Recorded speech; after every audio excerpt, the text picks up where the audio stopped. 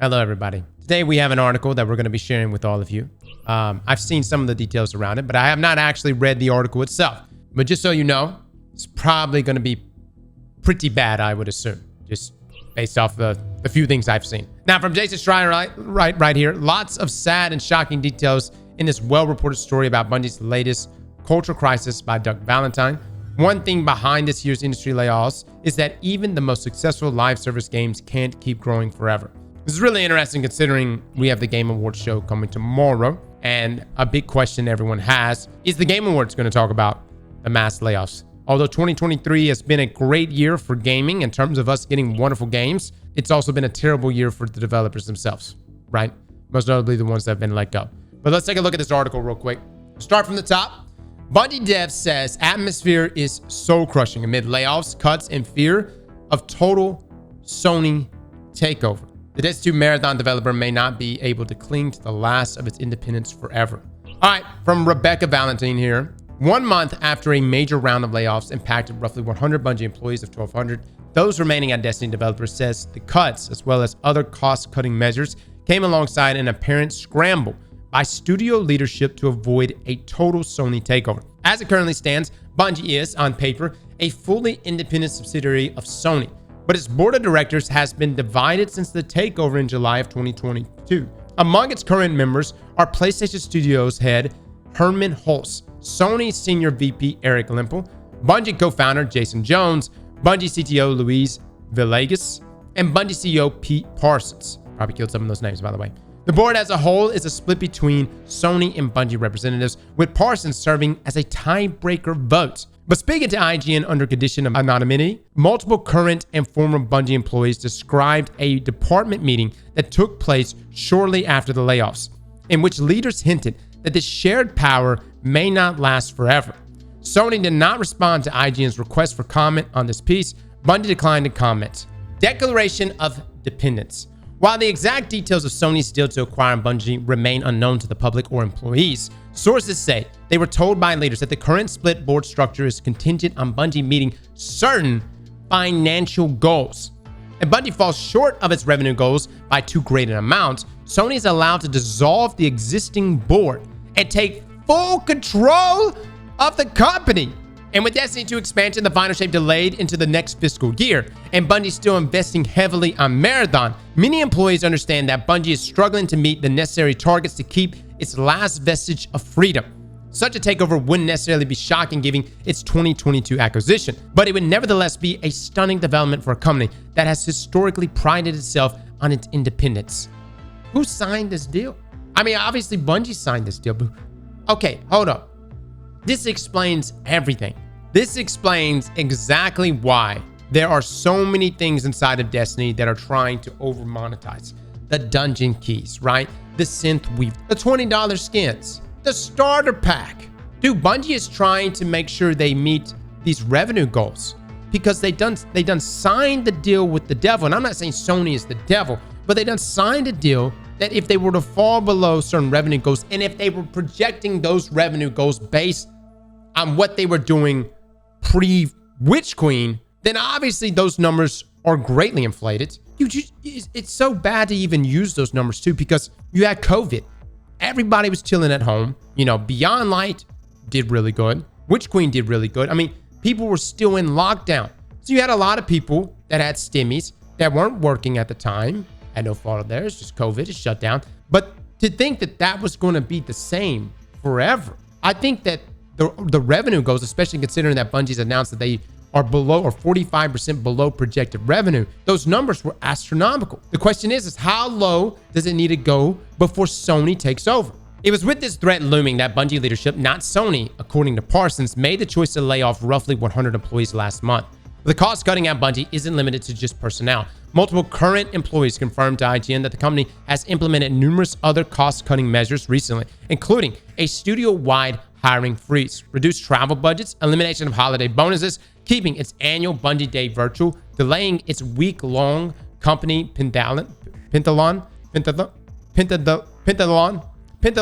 event to next December, and reducing numerous morale events such as cooking and knitting classes from monthly to quarterly.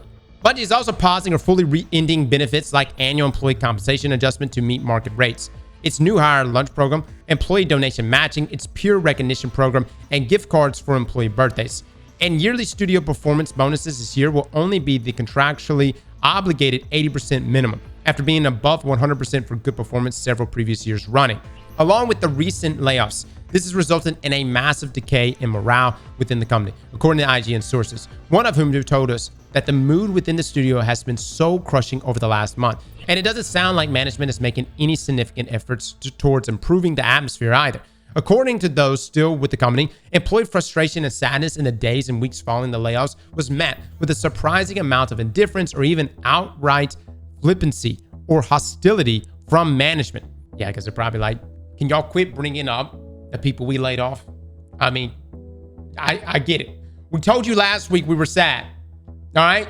Now this week, we're tired of you talking about it. Several people we spoke to told us that leaders had reiterated across multiple meetings that they couldn't guarantee there wouldn't be more layoffs, with two specifically recalling Chief People Officer Holly Barpakovi outright stating that the layoffs were a lever the company would pull again. Oh, shit. Wow, that really sets the tone, man, right? Can you imagine being in that meeting? You show up, you're like, hey, I'm really upset about everybody being laid off right now. Yeah, well, you know, I am too. But here's the thing. It could happen again. Holly, you're really putting everybody on edge. You know, I'm just saying. We know we need Final Shape to do well, one source told IGN, and the feeling of the studio is that if it doesn't, we're definitely looking at more layoffs. Others said that they were rebuffed repeatedly and discouraged from even discussing the layoffs whenever they tried to ask questions. Employees in one department recalled a post-layoff Q&A session where a department head was asked if leadership taking salary cuts to prevent layoffs had been considered, only to respond that Bungie was not that type of company. What? What's more, as sources we spoke to pointed out that many of the Bungie employees who were laid off were beloved community leaders within the studio, including many who had spearheaded employee inclusion support efforts. Several people we spoke to expressed anger at the layoff of Bungie General Counsel Don McGowan, who played a key role in Bungie winning in a historic suit against a player who harassed a Bungie developer. Others laid off included a noticeable number of members of Bungie's DE&I clubs, including co-heads of Pride at Bungie, as well as Women at Bungie and Accessibility at Bungie. When combined with other recent resource cuts, these dismissals have led to fears that these clubs might be shut down. I'm going to talk about it in a second. While researching this article, IGN noted that the public news article announcing Women at Bungie and Accessibility at Bungie on its official blog were no longer accessible on the Bungie website, though it's unclear exactly when or why this happened, or if it's just an unintentional recurring bug with the blog. That sucks, dude. That sucks. It really does. Here's the thing, man. Here's the thing. You know, I think, you know, I don't know what the financial cut would be from cutting those programs, but it seems like Bungie is going there and just slashing down everything to the point where it's just like, okay, let's just worry about keeping the lights on for the game, right? One thing that I'm wondering if this article is going to mention is they actually cut down the security team substantially. It's why if you're playing Trials of Osiris and you're noticing more cheaters, there's a reason for that. I'm angry, I'm upset. This isn't what I came here to do, one person said. It feels like many higher-ups aren't listening to the data and are like, we just need to win our fans back. They still like us. No, they don't. We got rid of some of our most knowledgeable, beloved folks who have been here for 20 plus years. Every day I walk in afraid that I or my friends are next. No one is safe. Bungie eroding. Another anxiety sources discussed with us was that many of the reductions made at Bungie recently were part of a broader move toward outsourcing. Multiple individuals across various departments told us that they've heard discussions within their teams of plans to increase outsourcing both before and in the wake of the layoffs. One team where those discussions have already become a reality is in the quality assurance. While outsourcing QA is extremely common practice industry-wide, Bungie historically has also enlisted an army of in-house embedded QA testers working within individual teams. It's a setup studio has prided itself on for years now, but QA sources within the studio are now afraid that that strategy is on its way out. We previously reported that Bungie's QA team saw a rash of mysterious departures in the months before the layoffs, and also noted a team-wide culture shift toward a general pool of testers consisting of both in-house and outsourced individuals. Former and current QA department members at Bungie tell us that in the last year, the team has seen increasing workloads and responsibilities, with more and more disciplinary actions taken for seemingly minor infractions. They also perceive growing hostility from team and company leadership, including a meeting in which QA was said to be referred to by leaders as non-developers. In total, sources tell us that over 10% of Bungie's internal QA department was either fired or laid off between early October and early November, including both the reported layoffs and the departures leading up to them. In a year that will go down in gaming history due to the sheer number of layoffs and studio closures, Bungie's situation nonetheless stands out, and not for good reasons. It's a well-known, long-standing studio that, despite historic cultural problems, had managed to cultivate an increasingly positive community of fans around a beloved game while improving its own internal culture by gradual degrees. But in the wake of an acquisition that shocked many Bungie employees we spoke to, and which seemed out of character with the studio's independent streak, it feels to many like that's all falling apart. Beloved colleagues have been laid off, benefits are vanishing, and many feel the more people-oriented, as one source put it, culture of recent years is being torn to pieces by the very Bungie leaders that touted it for so long. And seemingly also, those same leaders can retain a vestige of control over a company that's already been sold away anyway.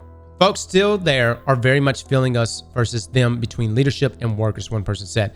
That trust has been eroded. Given the recent actions, the question of whether or not Sony will finally manage to swallow Bungie whole in a few months seems less and less important than the question of what Bungie's current management would do to lead the company forward today. The reality is this: Bungie made a terrible deal with Sony. There's a possibility that Sony is going to swallow Bungie. And it's not because Sony is evil. I mean, they paid a lot of money. But like anything, any investment, if you pay that much money for it, if you see it failing, you're going to come in there and take over. And Sony is probably completely fine with letting Bungie do their thing, and Bungie, as long as Bungie does well. But if Bungie suffers, and more specifically, if the final shape flops, then yeah, I think Sony's probably going to take over. And then we're going to see a completely different Bungie. Because notice what was said in the article, that as soon as Sony takes over, that's it for the board, or at least the current board. Okay, it almost sounds like they would come in and wipe the board out, restructure the way they want to structure it, and which would in turn mean a completely different Bungie. A couple questions that come into mind. What were the revenue goals that Bungie was supposed to hit? I don't know what that is. Again, it's not like they're having to file a 10K and we see those numbers. Only Sony does and Bungie does. And then whatever other external auditors they may have. I'm curious though. I am curious to see what that revenue goal is. And, you know, how much of a percentage growth they had on it since essentially Shadowkeep, right? Shadowkeep into Beyond Light, into Witch Queen. Did they project some astronomical numbers in regards to revenue growth? I would think they did. And so right now, they obviously are missing those revenue projections. And then, of course, doing a bunch of cost cutting, right? To keep not necessarily revenue high, but net profit high, right? With that being said, though, when the shit hits the fan with every company out there, all the extra programs that those companies have, they do go out the window, unfortunately. I wish that wasn't the case, but that's normally the first things that gets the axe. You know what I'm saying? Some of y'all have different philosophies on, you know, whatever inclusion clubs there are. I don't think it matters, man. I mean, it's just different clubs. If you join a club within a company and you feel more at home and it somehow allows you to be better at your job, then that's great. That's a worthy investment by the company. But right now, Bungie is in slash everything down to the bone and just worry about getting the game out. And any other clubs or whatever else you do on your own time, or at least some of these are being cut down to quarterly. I do believe that this is not it. Like, I believe that there's going to probably be more levels of cutting and potentially more layoffs leading up to final shape. My question is how much of the Destiny department is being shredded in comparison to Marathon or Gummy Bears, right? At what point does the entire studio consolidate and know that, hey, this is our only cash cow, that being Destiny. We need to come together. We need to get this expansion out. It needs to be fantastic. Because even the numbers that they gave us, where they said 695 employees, you know, that are working on Destiny 2 right now, that's still not the entire studio, right? And I know there's many other positions outside that. But the point is, it's like, as important as it is to get those other games out, if you can't even make it to that game to get it out, if you can't even get there, then what's the point of even going through the development process right now for it, right? We already know Marathon is not coming out till 2025. That means Final Shape is going to have to pop all of next year and carry them into 2025. Slap that like button like your mama told you right.